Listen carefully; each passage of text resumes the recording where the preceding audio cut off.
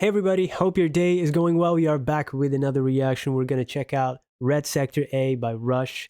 And this is the live version from Grace Under Pressure tour from their official channel. And, I've been on a binge of reading and listening to memoirs, from actors and musicians. I've checked out a few: Barbra Streisand, Elton John, John Fogerty.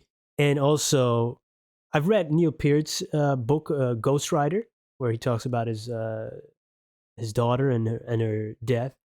And I'm now listening to Geddy Lee's My Effin' Life, where he mentions this song right before a chapter about his parents. I didn't know his parents were Holocaust survivors, and I wasn't expecting to get that important of a chapter in this book. Because, excuse me for the long intro, one of the most important books in my life has been This Man's Search for Meaning by Viktor Frankl. And then later on, The Choice by Dr. Edith Eger, both Holocaust survivors. But this chapter in his book is equally profound. And the story of his parents became then later the inspiration for this song he mentioned. So I wanted to check it out because I believe it's going to be an important one. So yeah, let's jump in. Hey, great memoir. I'm only halfway through. He's right about now talking about 2112, how that came about, which is, of course, epic. All right, man, let's jump in to Red Sector A.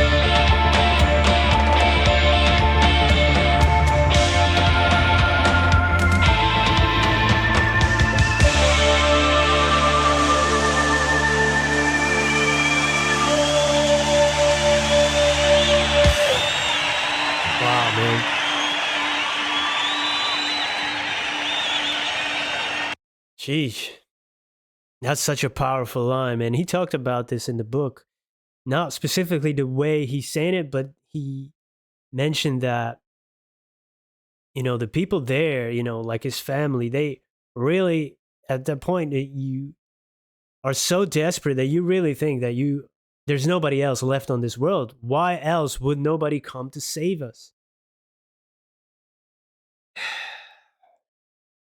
That is heartbreaking if you think about that. People thought that nobody else on the world existed because nobody came just to rescue them. That is like, why would nobody do this? This is so unfair. This is so insane. We must be the last ones in the world. That's the only logical conclusion why nobody's coming to save us. Man, yo, that's a great song, man. But it's a tough one. But it's the music too, man. It has a type of darkness to it, and then it becomes a little bit lighter. There's a hope in it. There's also this type of badass feeling, and like we're gonna make it, we're gonna survive. This will to survive is in the music as well. So the riff, and then that voice of Geddy Lee that just cuts through all that, and it works all the time at Rush because of their full sound, but it works so well with this song too. It's a little bit shrill sometimes, but it is that haunting element because that's what this is. You just see all of these images. We've all seen him, but when he's singing those lines of ragged gray and skeletons, they shuffle away. We all see those pictures in front of us. The shouting guards, the smoking guns, cut down the unlucky ones. It's just death is random there, right? It's random. You could be Mangala, was it? You go left, you go right. The one is live and work. The other one is go to die, just by pointing a finger.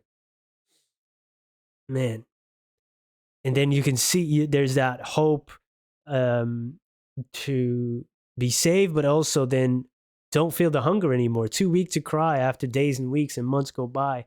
People losing the will to live, which Frankl talks about in his book. He could see it. He could see certain prisoners when that was about to happen, when they were about to die. He could see people's will to survive is just gone, which is usually our priority in the brain. We would do anything to survive, anything, turns nice people into animals, if you really in the certain right circumstance or wrong circumstances. But having nothing left to live for, to be at that point, that's almost too much to bear, just the thought of it. And then to think people have actually gone through it. And to think that we may have not learned from this. That's a tough one to swallow. Man, incredible song.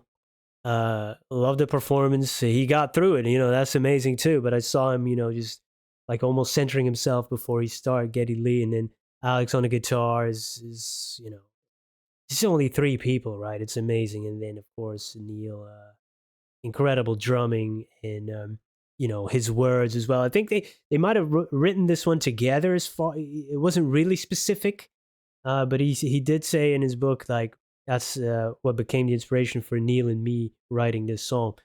So I don't know the exact division. I know Neil is great with words and stuff. Yeah, but so is Geddy Lee. This book, man. Check it out if you haven't. I guess a lot of Rush fans have already read it or listened to it. But it's really great, and looking forward to listen to the rest and to check out more Rush. But I wanted to do this one first because it felt like, oh man, this is gonna be a good one. I'm glad I did. I'm glad I did. Thank you everybody for being here. Hope to see you in another one. Peace.